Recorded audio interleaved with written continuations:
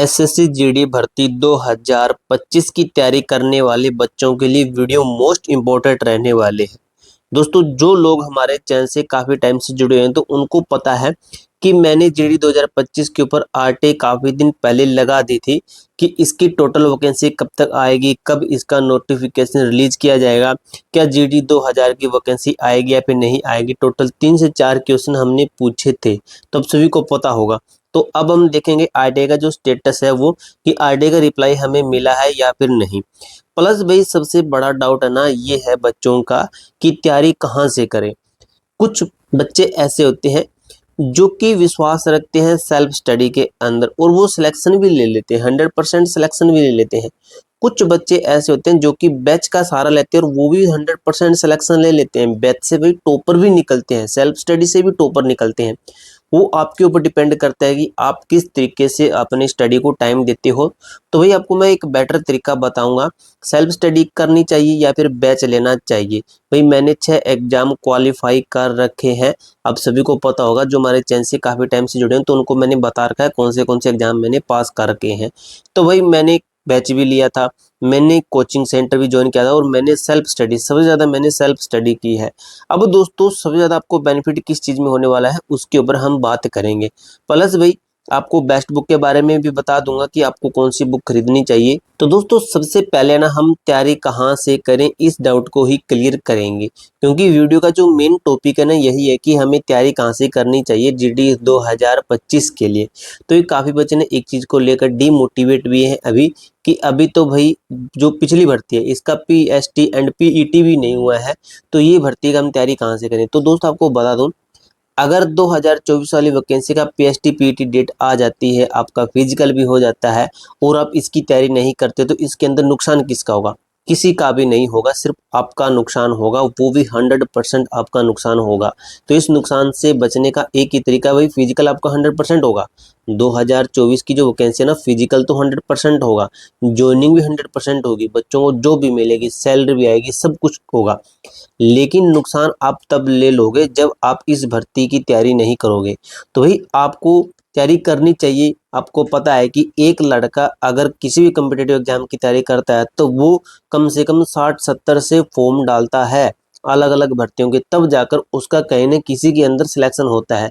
अब आपने रट लगा रखी जीडी 2024 के अंदर जाना है, तो अगर नहीं होता है तो आप दोस्तों घर बैठ जाओगे, वो भी कुछ भी नहीं लगेगा आपके हाथ में।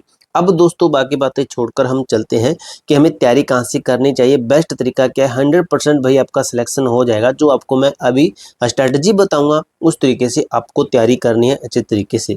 इससे पहले भाई ऐसे ही नॉलेज भरी वीडियो देखने के लिए, फास्ट और जेन्युइन अपडेट देखने के लिए आप हमारा जो चैनल है A to Z फॉर्म, इसको सब्सक्राइब करके रखिए, क्योंकि जो जेन्युइन अपडेट होगी ना सबसे पहले आपको हमारे चैनल के ऊपर ही मिलेगी। और वीडियो को लाइक और चैनल को सब्सक्राइब जरूर कर लेना अगर ये वीडियो आपको अच्छी लगती है तो। चलिए दोस्तों अब चलते हम तैयारी कहाँ से करें और आरटीआई की तरफ।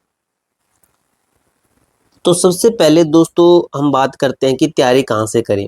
यहाँ पे मैं लिखता हूँ कि सेल्फ स्टडी, सेल्फ स्टडी, और यहाँ पे मैं पॉइंट डालता हूँ कि जो बैच लेते हैं, बैच जो बच्चे लेते हैं या फिर जो कोचिंग सेंटर ज्वाइन करते हैं, इसको सी लिख लेते हैं, कोचिंग सेंटर ज्वाइन करते हैं।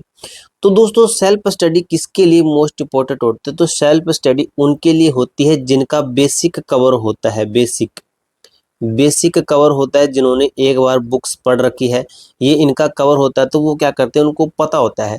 जैसे अगर आपको ये पता है कि इस रास्ते पे चलना है, 2 रास्ते हैं, आप यहाँ पे खड़े हो, आपको पता है इसी रास्ते पे चलना है, यहाँ पे हमारी सक्सेस है, यहाँ पे आपका फेलियर है। तो अगर आपको पता है कि सक्सेस वाला रास्ता ये है, तो भाई आप सेल्फ स्टडी करते हो, क्योंकि आपको पता है कि इसके अंदर ही हमें जाना है। उस तरीके से आप अपनी पढ़ाई को करोगे, वही चीज़ें पढ़ोगे जो एग्जाम से रिलेटेड है।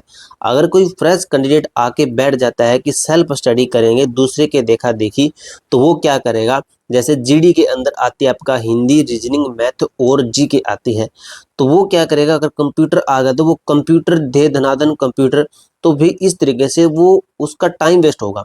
पर डे 2 से ढाई घंटे कंप्यूटर करेगा या फिर कोई और चीज़ करेगा तो उसका टाइम वेस्ट होगा। या फिर वो उसको पता है कि चलो जीके आती है, तो वो क्या करेगा, वर्ल्ड जियोग्राफी के ऊपर पूरा टाइम लगा देगा, लेकिन वर्ल्ड जियोग्राफी के क्वेश्चन कितने आने, 1 या 2 या वही नहीं आने हैं। तो ये दोस्तों सेल्फ स्टडी उनके लिए है जिनको पता है कि हमें कैसे तैयारी करनी है, जिनको एक बार तैयारी करके देख रखी है कि ऐसे हमें तैयारी करनी है, या फिर आपके पास में मटेरियल है तो उसी तरीके से जो बच्चे पढ़ेंगे, तो उनके लिए सेल्फ स्टडी है। बैच किन के लिए होता है? तो बैच उन बच्चों के लिए होते हैं जो कि फ्रेश बच्चे होते हैं, फ्रेश बच्चे कह सकते हैं, यानी कि जो न्यू कैंडिडेट होते हैं, न्यू बच्चे, तो उनको बैच लेना चाहिए या फिर कोचिंग सेंटर ज्वाइन करना चाहिए। दोस्तों बैच और कोचिंग सेंटर के अंदर भी फर्क है। अगर आप बैच लेते हो ना, तो बैच के अंदर आप घर पे बैठ के मोबाइल से क्लासेस लगाओगे। अगर मोबाइल के ऊपर आपके मोबाइल फोन के ऊपर कॉल आती है तो आपकी क्लास बीच में रुकी। अगर आपको घर पे कोई काम होता है तो आपकी क्लास बीच में रुकी। कोचिंग सेंटर के ऊपर क्या होता है कि आप एक बार क्लासरूम में बैठ गए तो आपकी क्लास पूरी कंटिन्यू चलेगी, जिसके अंदर आपको फोन भी बंद करना पड़ेगा। तो दोस्तों आपकी क्लास भी कंप्लीट होगी और आपका टाइम भी बचेगा। आप देखना सुबह 8 से लगभग 2-2:30 बजे तक आप जो कोचिंग सेंटर रहते हो, तो इसमें ये 2-2.5 घंटे है ना आपका, ये सॉरी 2-2:30 बजे तक आप कंटिन्यू पढ़ोगे। इसके अंदर एक्स्ट्रा कोई वर्क नहीं है, आप सिर्फ पढ़ोगे। उसके बाद में घर आने पर आप क्या करोगे, जो अपनी कोचिंग सेंटर के अंदर पढ़ा है वो आप रिवीजन करोगे और शाम को आप एक्स्ट्रा चीज़ें भी पढ़ सकोगे। सेल्फ स्टडी के अंदर आपका जो मन आता है वो आप पढ़ते हो। यही दोस्तों कोचिंग सेंटर के अंदर जाते हैं तो आप वही पढ़ोगे जो आपको पढ़ाया गया है, और आप जिस भर्ती के अंदर 100% सिलेक्शन लेना चाहते हो तो उसी तरीके से आपको फिर पढ़ना पड़ेगा कोचिंग सेंटर के अंदर। जैसे कोचिंग सेंटर के अंदर आपकी किसी और चीज़ की क्लास लग रही है, जैसे इंग्लिश की लग रही है, तो आप कोचिंग सेंटर के मतलब वहाँ पे आपका अलग रूम भी होता है, हर कोचिंग सेंटर में होता है, तो आप वहाँ पे बैठकर कोई अलग चीज़ पढ़ लिया करो। तो ये दोस्तों मैंने आपको इनके अंदर अंतर बता दिया है। वैसे दोस्तों अगर मेरी मानो तो आपको क्या करना चाहिए, अगर फ्रेश कैंडिडेट है तो आपको क्या करना है, आपको कोचिंग सेंटर ज्वाइन करना चाहिए। ऐसा कोचिंग सेंटर जो कि आपका ऑफलाइन हो। ऑनलाइन वाले के चक्कर में मत पढ़ना, जिसकी मोस्ट पॉपुलैरिटी होती है ना उनके चक्कर में भी मत पढ़ना। नॉर्मल सा कोचिंग सेंटर देखो, वहाँ पे आप स्टडी करो। अगर जो मोस्ट पॉपुलर होते हैं ना, तो उनका एक ही मकसद होता है कि ज़्यादा बच्चे जोड़ना और उनसे पैसे लेना, और वो अपना बुक वगैरह भी देते हैं। लेकिन जो ऑफलाइन वाले होते हैं ना, वो आपसे नोट्स बनवाते हैं, जिससे आपको काफ़ी ज़्यादा बेनिफिट हो जाता है। सेल्फ स्टडी मैंने आपको बता दिया किन बच्चों को सेल्फ स्टडी करनी चाहिए, जिनको पता है कि हमें क्या पढ़ना चाहिए तो उनको सेल्फ स्टडी करनी चाहिए। अगर ये चीज़ें आप दोस्तों फॉलो कर लेते हो ना, तो मैं आपको लिख के देता हूँ भाई 100% आपका सिलेक्शन, एक सीट आपकी है। सीआईएसएफ की, बीएसएफ की, किसी भी आप जिसके अंदर ज्वाइन करना चाहते हो वो सीट आपकी एक पक्की है। अब दोस्तों मैंने आपको इनका बता दिया कि आपको तैयारी कहाँ से करनी है। अब आपको मैं ले चलता हूँ आरटीआई की तरफ की आरटीआई का अभी क्या स्टेटस शो हो रहा है। इससे पहले भाई अगर आपको लगता है कि आपका मैथ के अंदर स्कोर बूस्ट नहीं हो रहा है, तो इसके लिए आपको मैथ प्रैक्टिस सेट लगाने पड़ेंगे। अगर math practice set best book के बारे में बात करें तो वो है चक्षु प्रकाशन की। इस बुक के अंदर आपके टोटली जो चैप्टर है एसएससी जीडी 2025 मैथ के, उस चैप्टर वाइज इस बुक को तैयार किया गया है। फरवरी 2024 जो आपके प्रीवियस ईयर के एग्जाम के मैथ के जितने भी क्वेश्चन है वो इस बुक के अंदर दिए गए हैं। इस बुक के अंदर आपको क्या कुछ मिल जाता है, 750 मल्टीपल चॉइस क्वेश्चन मिल जाते हैं। जैसे आपको मैं चेक करवा देता हूँ बुक अंदर से कैसी है। जैसे अभी आपका सबसे पहले जो आपका सिलेबस है ना, ये दिया गया जैसे नंबर सिस्टम, एचसीएम, एलसीएम है या दशमलव भिन्न है, तो इस तरीके से आपका ये दिया गया। सबसे पहले आपको चैप्टर के बारे में गाइड किया गया, जैसे आप देख सकते हो। उसके बाद में आपके प्रैक्टिस सेट जो सेशन है ये शुरू हो जाता है। अब ये आपका प्रैक्टिस सेशन है।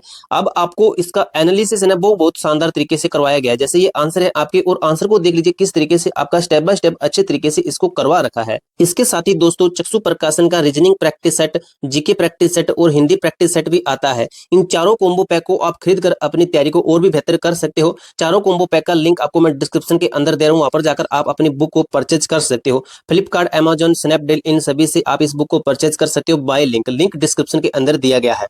तो देख सकते हो दोस्तों ये आरटीआई है। हमने लगभग 4 से 5 दिन पहले आरटीआई लगाई थी। इसके अंदर मैंने 3 क्वेश्चन इनसे पूछे हैं कि नोटिफिकेशन 27 अगस्त को आएगा या फिर नहीं। ये तो भाई आपका क्लियर हो गया, 27 अगस्त को नोटिस आया था, नोटिफिकेशन नहीं आया था। अभी जो देख लिए कितनी पोस्ट आएगी टोटल फोर्सेस वाइज, अगर वैकेंसी नहीं आती है ना 5 सितंबर को, तो हमें ये आरटीआई से कन्फर्म हो जाएगा कि किसके अंदर कितनी वैकेंसी है। फिर हमने ये भी पूछ रखा है कि जो 2025 की जीडी की भर्ती है ये कब तक आएगी रिक्वायरमेंट, यानी कि किस डेट तक आपकी आ जाएगी। तो इन 3 से 4 क्वेश्चन का रिप्लाई जरूर आएगा 14 दिन के अंदर अंदर। तो अभी इनका क्या स्टेटस शो हो रहा है, तो अभी देख लीजिए दोस्तों इनका स्टेटस यही शो रहा है कि आगे है ना जो हमारी आरटीआई है ये आगे ट्रांसफ़र कर दी गई है इनकी तरफ।